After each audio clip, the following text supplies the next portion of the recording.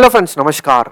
आज हम लोग इंडिया का इकोनॉमिक सिचुएशन क्या है, इसके ऊपर थोड़ा-सा हम लोग डिटेल्स देखेंगे और साथ ही साथ अभी जो स्क्रीन पे आपको नज़र आ रहा है, ये है इंडिया का zero coupon yield curve, ZCYC curve हम लोग इसको कहते हैं। तो इसके ऊपर मैंने एक डिटेल वीडियो बनाया है, आप ज़रूर जो है प्लेलिस्ट में देख लीजिए या फिर आपको वीडियो लिस्ट में वो मिल जाएगा। तो सबसे पहले हम लोग देखेंगे कि 2 अलग-अलग कलर के आपको लाइन्स यहाँ पर नज़र आ रहे हैं, तो इसको अलग-अलग समय पे ये जो है यील्ड कर्व बना है। तो हमारे पास ये जो पिंक कलर का यील्ड है, ये 6 महीने पहले ये था 3 जून स्पेसिफिकली अगर डेट के हिसाब से अगर देखते हैं और वही नीला वाला हमारा जो है रिसेंट जो कि 2 नवंबर का है। तो ये दोनों चीज़ों में फ़र्क आप बहुत अच्छे से देख सकते हो। अंतर क्या है? आपको शॉर्ट टर्म इंटरेस्ट जो है काफ़ी बढ़ते हुए नज़र आ रहा है। तो जो कि अगर आप जो है 1 साल के अंदर वाले टाइम फ्रेम पे अगर आप देखोगे तो इंटरेस्ट करीबन जो है 4.5 से लेके 5.55 तक जो है फ्लक्चुएट होता था। बट पिछले 6 महीने के इंटरेस्ट रेट्स जो आरबीआई बढ़ा रहे हैं उस कारण जो है यहाँ पर यील्ड्स देखिए शॉर्ट टर्म में 6% से लेके 6.52 के हिसाब से बढ़ गया। तो यहाँ पर आपको समझना है कि शॉर्ट टर्म छोटे समय के बोरोइंग कॉस्ट जो है मार्केट में बढ़ गए हैं और इसके साथ आप एक और चीज यहाँ पर देखिएगा, ब्लू कलर में जो आपको नजर आ रहा है ये एक फ्लैट कर्व बन गया है। मतलब यहाँ पर आपको समझ रहा है कि आप भले 3-5 साल के लिए पैसे बोरो करो मार्केट में या 40 साल के लिए बोरो करो, वहां पर आपका इंटरेस्ट जो है ज्यादा फर्क नहीं आया है। मतलब यहाँ पर आपको समझना है कि जब भी हमारा यील्ड कर्व फ्लैट होता है तो एक अनसर्टेनिटी, एक डाउट बना रहता है मार्केट किस दिशा में जाएगा। कोई भी पॉजिटिव न्यूज़ डेफिनिटली मार्केट थोड़ा-सा पॉजिटिवली लेगा और कोई भी नेगेटिव न्यूज़ फ्रेंड्स तो वो एक मार्केट में एक नेगेटिव छाप छोड़ जाएगा और उसका इम्पैक्ट आपके निजी जीवन में भी आप देख सकते हो और इनडायरेक्टली वो आपको मार्केट पे भी दिखेगा। और हम लोग को पता भी है कि रिसेशन के आसार बहुत सारे जो है डेवलप्ड इकोनॉमीज में हम लोग देख रहे हैं और इंडिया आइसोलेटेड इकोनॉमी नहीं है। किसी ना किसी तरीके का उसका इम्पैक्ट इंडिया के इम्पैक्ट जो है इकोनॉमी पे असर दिखने वाला है और वो धीरे-धीरे हमें इवन यहाँ पर भी नज़र आ रहा है।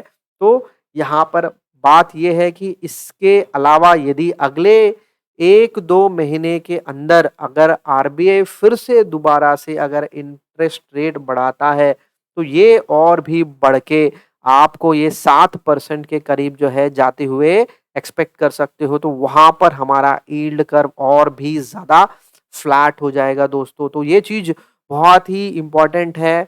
इकोनॉमी का यील्ड कर्व फ्लैट होना इंडिया स्पेसिफिकली किसी भी इकोनॉमी के लिए जो है डाउट है और ये डाउट इनडायरेक्टली धीरे-धीरे प्रैक्टिकली हमारे लाइफ में और स्टॉक मार्केट के ऊपर भी असर दिखा सकता है। तो फिलहाल इस व्यू के साथ हम लोग रहेंगे और इंडिया का इकोनॉमिक सिचुएशन नंबर्स क्या है, ये हम लोग जो है इंडिया इकोनॉमिक मॉनिटर रिपोर्ट जो कि बीसीजी के थ्रू आता है उसको हम लोग देख सकते हैं। तो यहाँ पर लेटेस्ट डेटा के हिसाब से 3 चीज़ों के ऊपर बहुत ज़्यादा ये लोग बता रहे हैं और 3 क्या है, राइजिंग इन्फ्लेशन, इन्फ्लेशन कम हो ही नहीं रहा है।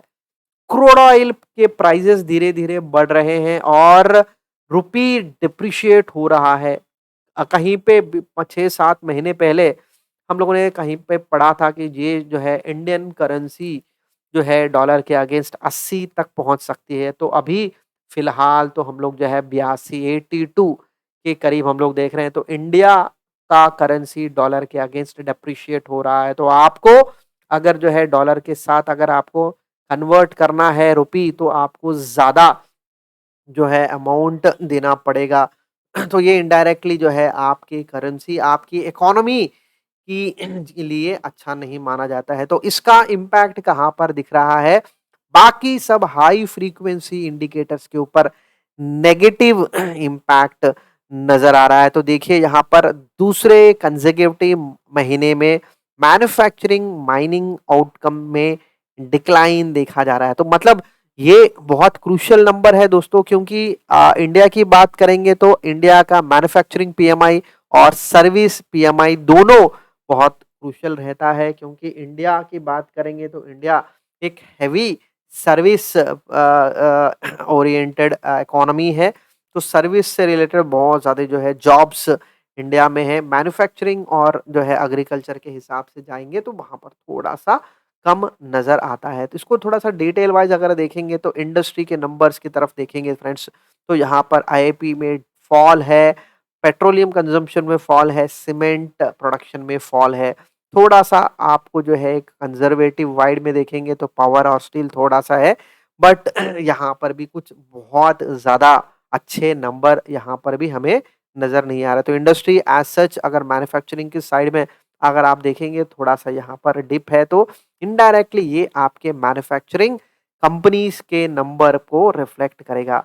इसके बाद अगर हम लोग देखेंगे कितना इंडिया एक्सपोर्ट कर रहा है, कितना इम्पोर्ट कर रहा है, तो मर्चेंडाइज़ का डिफरेंस आप देखिए, गुड्स को हम लोग जब इम्पोर्ट और एक्सपोर्ट करते हैं तो यहाँ पर देखिए बहुत ज़्यादा हम लोग जो है इम्पोर्ट कर रहे हैं, और उसी हिसाब से देखेंगे तो करीबन जो है आधा हम लोग एक्सपोर्ट कर रहे हैं एज़ पर सितंबर के डेटा के हिसाब से। काफ़ी बड़ा डिफरेंस है दोस्तों। और सर्विस के हिसाब से देखेंगे तो सर्विस हमेशा एक्सपोर्ट ज़्यादा रहता है। किसी भी स्तर पे अगर एक्सपोर्ट इम्पोर्ट से ज़्यादा रहता है तो ट्रेड बैलेंस आपका सरप्लस रहता है, इंडिया का डेफ़िसिट रहता है, तो इंडिया को एक्सपोर्ट ज़्यादा करना ज़रूरी है। तो ये पॉइंट हमेशा ध्यान रखिएगा। लॉजिस्टिक में कितना इम्प्रूवमेंट हम लोग देख रहे हैं, रोडवेज़ बेटर है, बट उसके अलावा आपको सारे डिटेल्स अगर आप देखोगे, सीवेज़ की बात करेंगे, रेलवेज़ की बात करेंगे, एयर ट्रैफ़िक बात करेंगे, तो ये ट्रांसपोर्टेशन में डिप हम लोग देख रहे हैं लेटेस्ट डेटा के हिसाब से। तो डेफ़िनेटली लॉजिस्टिक्स से रिलेटेड कोई भी कंपनी है तो वो जो है आपको अच्छे नंबर्स नहीं दिखाने वाले हैं। इसके अलावा अगर ऑटो की बात करेंगे तो ऑटो सेक्टर कैसा है, तो यहाँ पर हम लोग देखेंगे तो PV sales, two wheeler sales, EV registration तीनों थोड़े से इम्प्रूव होते हुए नज़र आ रहे हैं। अच्छी बात है, फेस्टिवल सीज़न है, डेफ़िनेटली यहाँ पर हमें इम्प्रूव तो नज़र आएगा, बट ट्रैक्टर सेल्स में डिप हम लोग देख रहे हैं। तो ट्रैक्टर सेल्स और टू व्हीलर्स नॉर्मली हम लोग एसोसिएट करते हैं रूरल डिमांड के हिसाब से, और प्राइवेट व्हीकल्स और इलेक्ट्रिक व्हीकल्स का जो है हम लोग नॉर्मली एसोसिएट करते हैं अर्बन डिमांड। तो डेफिनेटली अर्बन डिमांड थोड़ा-सा बेटर है as compare to rural demand. तो ये थोड़ा-सा चीज़ है। तो बेसिकली फेस्टिवल सीज़न है तो लोग कितना आगे आते हैं। अब बैंकिंग की तरफ नज़र डालेंगे तो यूपीआई ट्रांज़ैक्शन डेफिनेटली थोड़े से बेटर है। लोग ज़्यादा जो है स्टॉक मार्केट में ट्रांज़ैक्शन कर रहे हैं, अच्छी बात है। यहाँ पर आप देखेंगे तो एग्रीगेट डिपॉज़िट्स और क्रेडिट में कुछ ज़्यादा डिफरेंस नहीं आया। तो लोग जो है फेस्टिवल सीज़न है तो ज़्यादा डिपॉज़िट्स के अंदर नहीं जाते हैं, लोग खर्च करते हैं। तो खर्च करने की वजह से स्पेंडिंग बहुत ज़्यादा होता है, तो स्पेंडिंग की वजह से डेफ़िनेटली इंडियन इकोनॉमी के नंबर्स ज़रूर आपको बेटर नज़र आएँगे, क्योंकि हमें पता है नॉर्मली एक बार जो है गणेश चतुर्थी के बाद धीरे-धीरे एक-एक करके सब जो है त्योहार शुरू हो जाते हैं, और सेकंड हाफ का जो पार्ट रहता है फ्रॉम जो खासकर अगस्त से लेके हम लोग अगर जनवरी तक अगर देखेंगे तो फेस्टिवल्स हर महीने कुछ ना कुछ फेस्टिवल्स आते रहते हैं, और वो इनडायरेक्टली डिमांड क्रिएट करता है गुड्स और सर्विसेज के लिए। सेंटिमेंट वाइज देखेंगे तो यहाँ पर देखेंगे तो जैसे हम लोग इसके पहले मैं बता रहा था आपको कि मैन्युफैक्चरिंग और सर्विसेज पीएमआई डी नंबर जो है डिप हो रहे हैं, तो थोड़ा-सा कंसर्निंग पॉइंट है। एक्सपेक्टेशन देखिए, फ्यूचर एक्सपेक्टेशन उतने अच्छे नज़र नहीं आ रहे हैं। लोगों के एक्सपेक्टेशन, इकोनॉमिस्ट इंडिया के ग्रोथ, इंडिया की स्टोरी के हिसाब से ज़्यादा जो है पॉजिटिव नज़र नहीं आ रहे हैं। तो ये थोड़ा-सा जो है कंसर्निंग पॉइंट है, इसीलिए हमें मार्केट में भी उसका इम्पैक्ट नज़र आ रहा है। और मैक्रो इकोनॉमिक नंबर्स जो हम लोग इसकी तरफ रखते हैं तो डेफ़िनेटली जीएसटी कलेक्शंस इम्प्रूव होते चाहिए, क्योंकि गवर्नमेंट का रेवेन्यू अगर फॉल डाउन होता है तो कहीं न कहीं दूसरे तरफ से रेवेन्यू कलेक्शन की बात सोचते हैं। इसके अलावा डब्ल्यूपीआई डेफ़िनेटली ये थोड़ा-सा डिप हो रहा है। नॉर्मली इन्फ्लेशन का नंबर हम लोग जब भी देखते हैं तो पहले डब्ल्यूपीआई बढ़ता है, फिर ये नीचे आता है। उसके बाद आप ये जब नीचे आता है तो धीरे-धीरे हमारा सीपीआई जो है बढ़ना शुरू होता है। बट यहाँ पर सीपीआई लगातार कुछ महीनों से 6 से ज़्यादा है और 6 आरबीआई के कम्फर्ट लेवल से ऊपर है और यहाँ पर अभी फ़िलहाल तो 7 है। तो इन्फ्लेशन जब तक कम नहीं आता है, तब तक दुनिया के सारे बैंक्स जो है डेफ़िनेटली उसके ऊपर ही ध्यान रखेंगे और इंडिया की बात भी वही है। अगर इन्फ्लेशन कम नहीं होता है, तो इंटरेस्ट रेट हाइक जो है हम लोग एक्सपेक्ट कर सकते हैं और ये जो मैं बता रहा था, यील्ड जो है शॉर्ट टर्म में यील्ड क्यों बढ़ रहे हैं? क्योंकि आरबीआई ने इतने समय पे इंटरेस्ट को जो है बढ़ा रहा है, तो इसलिए ये एक इम्पोर्टेंट फैक्टर ह है। तो ये सब चीज़ें तो डेफ़िनेटली ये सब नंबर्स आप जो है और वेबसाइट पे जाके भी आप डाउनलोड कर सकते हो। तो यहाँ पर हम लोग एक और इम्पोर्टेंट पॉइंट हम लोग ध्यान देंगे कि इंडिया का फिस्कल डेफिसिट नंबर क्या है? तो फिस्कल नंबर अगर हम लोग देखेंगे तो जून, जुलाई और अगस्त के हिसाब से आप देखिएगा तो यहाँ पर एक्सपेंडिचर ज़्यादा है और रेवेन्यूज़ रिसिप्ट्स जो है आपकी कम है। तो पिछला जो है डेफिसिट थोड़ा-सा यहाँ पर पॉज़िटिव था जुलाई का डेटा बट फिर से अगर हम लोग देख रहे हैं तो इस अगस्त के डेटा के हिसाब से फिजिकल डेफिसिट जो है हमारा बढ़ गया है। तो डेफिसिट नहीं होना चाहिए, हमेशा आपका रिसीट ज़्यादा होना चाहिए, जो कि हम लोगों ने इस 1 महीने में हम लोगों ने वो देखा है। तो ये इस तरीके का जो है नंबर होना चाहिए। तो फिजिकल डेफिसिट आपके जो है एक्सपेंसेस ज़्यादा जब होंगे तब आपके ऊपर जो है ये 2 ट्रिलियन कैसे पैसे मतलब ये डेफ़िसिट क्यों है? तो ये डेफ़िसिट मतलब आपको समझना है कि ये इनडायरेक्टली आपके इकोनॉमी के ऊपर जो है एक बर्डन सा है। तो डेफ़िनेटली ये एक कंसर्निंग पॉइंट है जो कि हमें बार-बार ध्यान देना पड़ेगा। अब बात करेंगे इस वीडियो के सबसे आखिरी क्षेत्र में, देखेंगे कि इंडिया के जीडीपी ग्रोथ के ऊपर लोगों ने कितना जो है रिवाइज़ किया है। तो आप यहाँ पर देखिए तो डाउनवर्ड रिवीजन और नो चेंज बहुत ज़्यादा है। किसी ने भी इस पर्टिकुलर अपवर्ड रिवाइज़ किसी ने नहीं किया है। मतलब यहाँ पर चीज़ें जो है यहाँ से या तो फिर उसी साइड में रहेंगे या फिर वहाँ से डिप हो सकते हैं। तो यहाँ पर 1-2 ऑर्गनाइज़ेशन के ऊपर बाकी बारीकी से आप ध्यान देते जाइए। इंडिया का आरबीआई क्या कहता है इंडिया के इकोनॉमी के ऊपर, ये थोड़ा-सा आप बिल्कुल ध्यान रखिएगा। तो पिछले बार इन्होंने 7.2 कहा था और अभी ये कर रहे हैं 7 तो डेफ़िनेटली इंडिया की जीडीपी का डिप तो हम लोग यहाँ पर एक्सपेक्ट कर सकते हैं एज़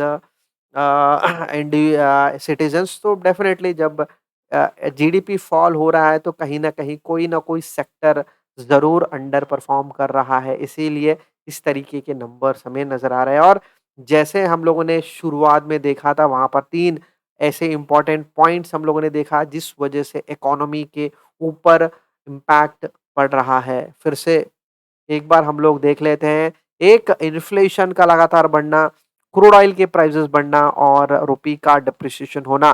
तो ये 2 अगर जो है इस तरीके से अगर चलेंगे तो इन्फ्लेशन तो कम होगा नहीं और साइमल्टेनियसली आपको ये भी देखना है, ये तीनों जब होते हैं आपके जीडीपी नंबर्स जो है डिप करेंगे। तो ये एक इम्पोर्टेंट पॉइंट हमें ध्यान देना है। तो इस के साथ मैं आज का ये वीडियो कंक्लूड करता हूँ। होपफुली आपने कुछ ज़रूर सीखा होगा।